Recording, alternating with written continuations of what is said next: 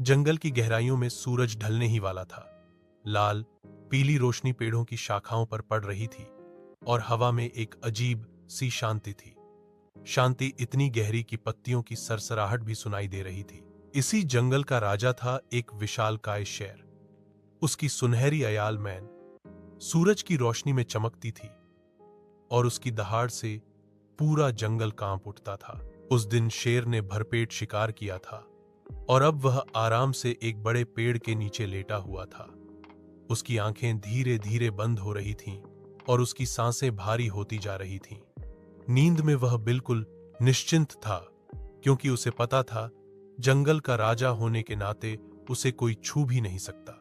लेकिन भाग्य को कुछ और ही मंजूर था। उसी समय पास की झाड़ियों में एक नन्हा सा चूहा खेल रहा था। वह छोटा था लेकिन बेहद शरारती। उसका स्वभाव हमेशा चंचल था। कभी एक टहनी पर चढ़ जाता, कभी किसी सूखी पत्ती को इधर उधर धकेल देता। उसे दुनिया की कोई चिंता नहीं थी। खेलते खेलते वह चूहा शेर की पूंछ पर चढ़ गया, फिर धीरे धीरे उसकी पीठ तक पहुंच गया। शेर की भारी भरकम देह पर दौड़ना चूहे के लिए किसी एडवेंचर से कम नहीं था। लेकिन अचानक शेर की नींद टूट गई। उसने गुस्से में अपनी आंखें खोली और एक पल में अपने पंजे से चूहे को दबोच लिया। चूहा फांस चुका था। शेर गरजा, नन्हे जीव, तूने इतनी हिम्मत कैसे की कि जंगल के राजा की नींद खराब करे? मैं तुझे अभी खा जाऊंगा। चूहा कांपते हुए बोला, महाराज, मुझे माफ कर दीजिए।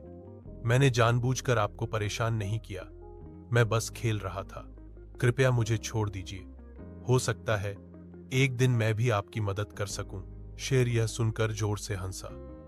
उसकी हंसी इतनी गहरी थी कि पेड़ों पर बैठे पक्षी भी उड़ गए। हा